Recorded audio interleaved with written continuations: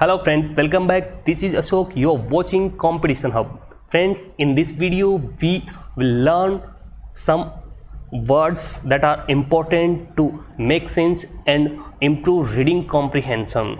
Let's see the first word, entitle. Friends, before you begin, don't forget to subscribe to the Competition Hub and press the bell icon.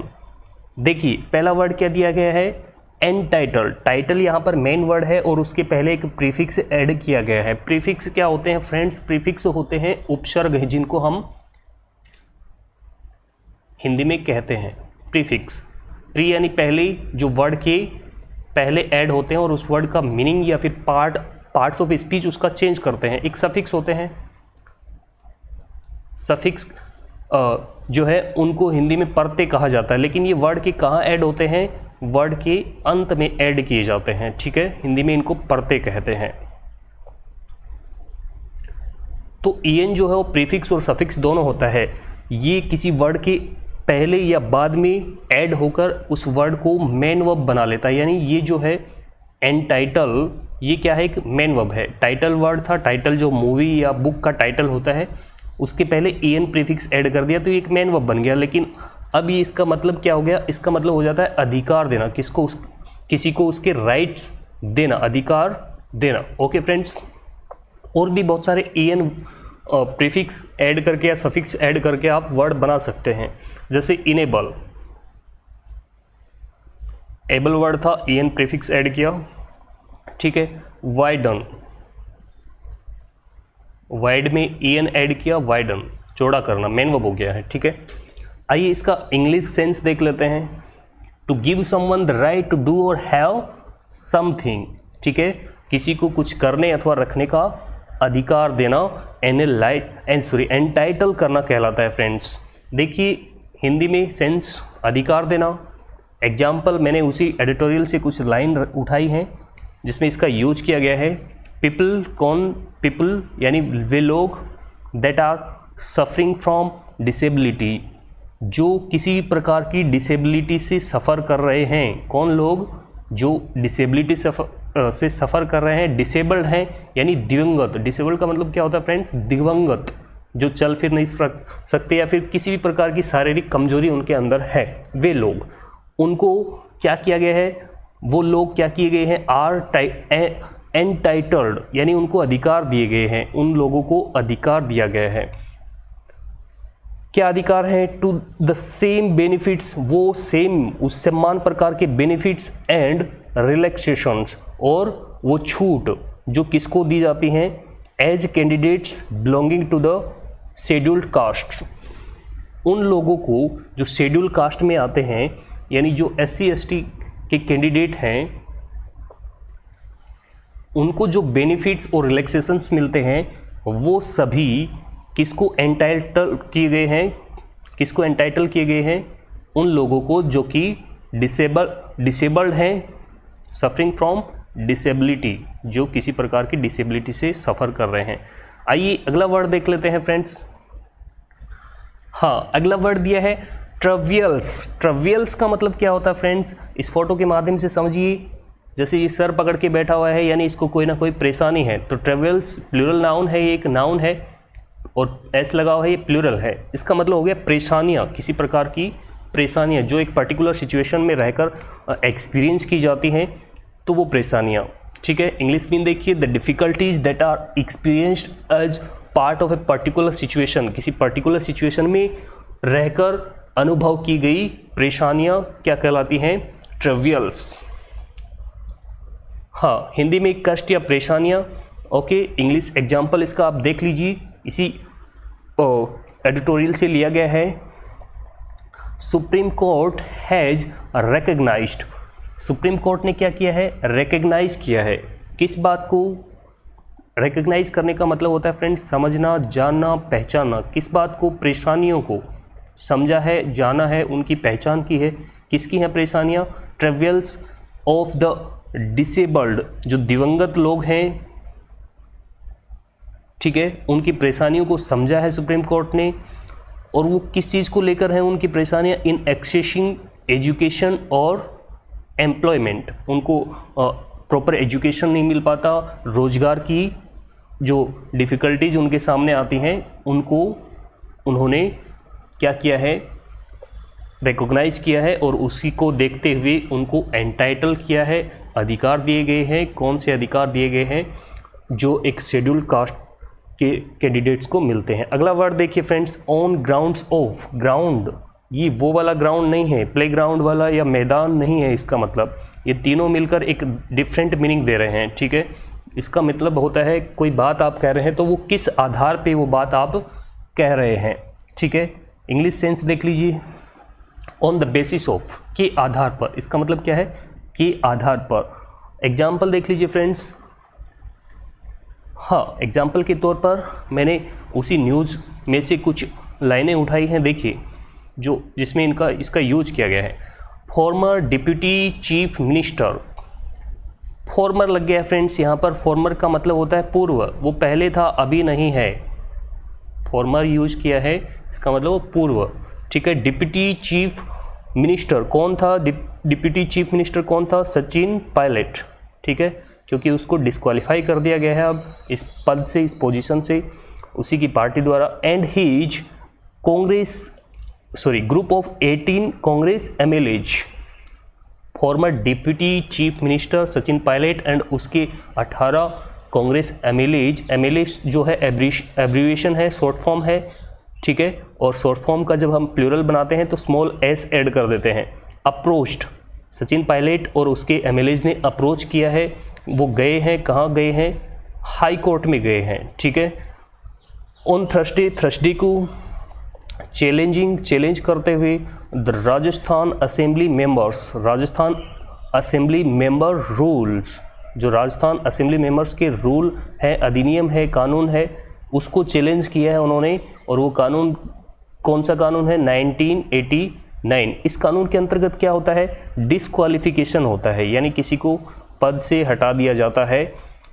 किसके आधार पर? On the grounds of changing party या दल बदलने के आधार पर किसी को disqualify कर दिया जाता है, पद से हटा दिया जाता है, पार्टी से निकाल दिया जाता है। तो उसके लिए कानून बनाया गया है, रूल्स 1989 के कुछ रूल्स हैं। उसके आधार पर जो उनको नोटिस भेजा गया था, किसके द्वारा? Under which the speaker had issued them notices, जिसके अंतर्गत स्पीकर ने, जो असेंबली स्पीकर हैं, उन्होंने उनको इशू किया था। देम का मतलब यहाँ पर सचिन पायलट और उसके एमएलएज हैं, उनको क्या जारी किया गया था? इशू किया गया था, नोटिस जारी किया गया था, ठीक है। और उसी को चैलेंज करते हुए वो लोग राजस्थान हाई कोर्ट में गए हैं, ठीक है, क्योंकि उनको नोटिस जारी किया गया था, डिस्क्वालीफाई किया गया था इसके लिए। तो ऑन द ग्राउंड्स ऑफ का मतलब क्या हुआ फ्रेंड्स? के आधार पर। आइए नेक्स्ट वर्ड हम देख लेते हैं, थैंक्स टू। फ्रेंड्स ये भी वो वाला थैंक्स नहीं है जो आप किसी को धन्यवाद के रूप में देते हैं, ठीक है। इसका भी एक डिफरेंट मीनिंग है यहाँ पर थैंक्स टू का। वो देख लीजिए क्या है डिफरेंट मीनिंग, देखिए। हाँ, ये आप याद ही कर लेना, ये 5 का कॉम्बो है इनका। Due to, owing to, because of, on account of और थैंक्स टू। 5 का एक ही मीनिंग है। यदि एक का भी आपको आता है तो आप ज़रूर समझ गए होंगे कि थैंक्स टू का मतलब यहाँ पर क्या है। थैंक्स टू का मतलब होता है के कारण। इसका मतलब क्या है फ्रेंड्स? के कारण। हिंदी सेंस क्या होगा इसका? के कारण, ठीक है। देख लीजिए हिंदी सेंस। हाँ, यहाँ पर ये सही कर लेना इसको, ये गलत लिख दिया गया है। बड़ा हिस्सा नहीं होता है, ये लॉयंस शेयर का मतलब होता है बड़ा हिस्सा, बिग पार्ट, लार्जेस्ट पार्ट, ठीक है। इसका मतलब क्या है यहाँ पर? हिंदी सेंस क्या होगा? ड्यू थैंक्स टू का के कारण। इसको सही कर लेना फ्रेंड्स। देखिए इसका एग्जाम्पल देख लीजिए। हाँ, by the end of. By the end of का मतलब होता है फ्रेंड्स के अंत तक। देखिए यहाँ पर मैं इसको थोड़ा यहाँ पर थैंक्स टू का मतलब मैं यहाँ पर लिख देता हूँ के कारण, ठीक है। और ये यहाँ पर गलत है। हाँ, by the end of. By the end of का मतलब होता है कि अंत तक, के अंत तक या उससे पहले, कोई टाइम है उसके अंत तक या उस समय से पहले पहले, ठीक है, उससे पहले ही, ओके। हाँ, तो by the end of the year, इस वर्ष के अंत तक या इस वर्ष के पहले पहले, यानी ये वर्ष ख़त्म होगा उससे पहले पहले ही या फिर इसके ख़त्म होते ही क्या होने वाला है, India will have millions of covid infected patients.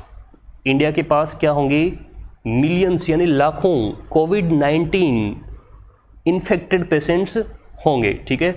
ऐसे केस जो कोविड-19 से, ऐसे पेशेंट्स जो कोविड-19 से प्रभावित होंगे, उसके संपर्क में होंगे, ठीक है, उससे प्रभावित रहेंगे होंगे।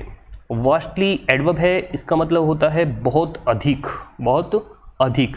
हायर, हायर जो है वो कंपैरेटिव डिग्री है, इसका मतलब की तुलना में, किसकी तुलना में अधिक होंगे, ये बहुत अधिक होंगे किसकी तुलना में, देन प्रेजेंट नंबर्स, ठीक है।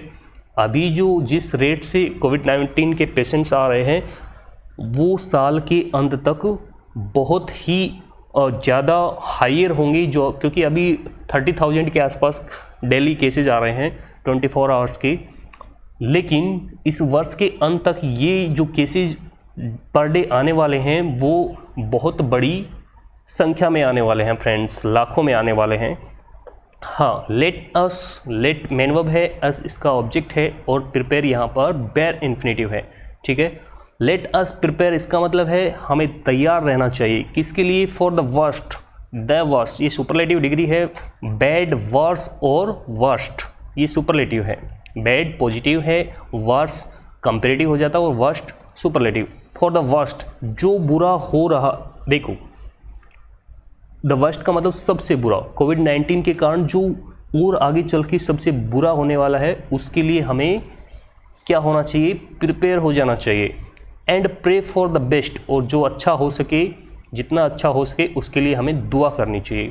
थैंक्स टू द अर्ली, अब देखो यहाँ पर जो वर्ड हम पढ़ रहे थे वो यहाँ पर यूज हुआ है thanks to, thanks to the early lockdown, शुरुआत किसके कारण, थैंक्स टू का मतलब है के कारण, किसके कारण, द अर्ली लॉकडाउन, जो शुरुआती लॉकडाउन था उसके कारण, किसने लगाया था वो lockdown, by the government, government के द्वारा जो शुरुआती लॉकडाउन लगाया था। वी गॉट 2 months, हमें 2 महीने मिले थे, क्या करने के लिए, टू प्रिपेयर, तैयारी करने के लिए, किसके लिए, फॉर द कोविड ऑनस्लोट, कोविड ऑनस्लोट जो है यानी कोविड का बहुत ही पावरफुल जो अटैक है उससे तैयारी, उसके लिए तैयारी करने के लिए हमें 2 महीने मिल गए थे, किस कारण से मिले वो, थैंक्स टू अर्ली लॉकडाउन, ठीक है फ्रेंड्स। आइए आज के अगले वर्ड पर हम चलते हैं, शोकेस नोटिस। फ्रेंड्स शोकेस आप समझते हैं, शोकेस क्या होता है, शोकेस होता है ग्लास का बना हुआ काउंटर जो है उसको शोकेस बोलते हैं, जिसकी मिठाई की शॉप पे आप जाते हैं तो शोकेस लगा रहता है जिसमें मिठाइयाँ रखी हुई रहती हैं, लेकिन शोकेस नोटिस यहाँ पर वो मीनिंग नहीं है इसका, वो सेंस नहीं है। शोकेस नोटिस एक नोटिस होता है जो किसी असेंबली या फिर कोर्ट के द्वारा जारी किया जाता है, जिसको हम हिंदी में कारण बताओ नोटिस कहते हैं, ठीक है। आइए देखते हैं हिंदी से इंग्लिश सेंस क्या होगा। मीन्स का मतलब है, शोकेस नोटिस का मतलब है एन ऑर्डर, एक ऑर्डर, आदेश, ऐसा आदेश दैट रिक्वायर्स, जो रिक्वायर करता है अ पार्टी या पर्सन, किसी पार्टी या पर्सन से रिक्वायर करता है टू अपीयर बिफोर, क्या करने को, अपीयर यानी उपस्थित होने के लिए, बिफोर यानी जिसके सामने उपस्थित होना है, कोर्ट या असेंबली मेंबर या फिर स्पीकर, किसी के भी सामने जिसके सामने उपस्थित होता है उसके लिए हम बिफोर का यूज़ करते हैं फ्रेंड्स, ठीक है। के सामने के सेंस में हम एक और यूज़ करते हैं इन फ्रंट ऑफ, लेकिन इन फ्रंट ऑफ किसी वस्तु, बिल्डिंग या किसी प्लेस के सामने किसी को दिखाना होता है तो हम इन फ्रंट ऑफ का यूज़ करते हैं, लेकिन किसी पर्सन, मजिस्ट्रेट, कोर्ट में किसी पर्सन के सामने जब हम के सामने उपस्थित होते हैं तो उसके लिए बिफोर का यूज़ करते हैं, okay. And explain why a certain course of action should not be taken against it, या कोई पर्सन है तो उसके लिए हिम, पार्टी है तो उसके लिए इट का यूज भी हो सकता है, ठीक है फ्रेंड्स।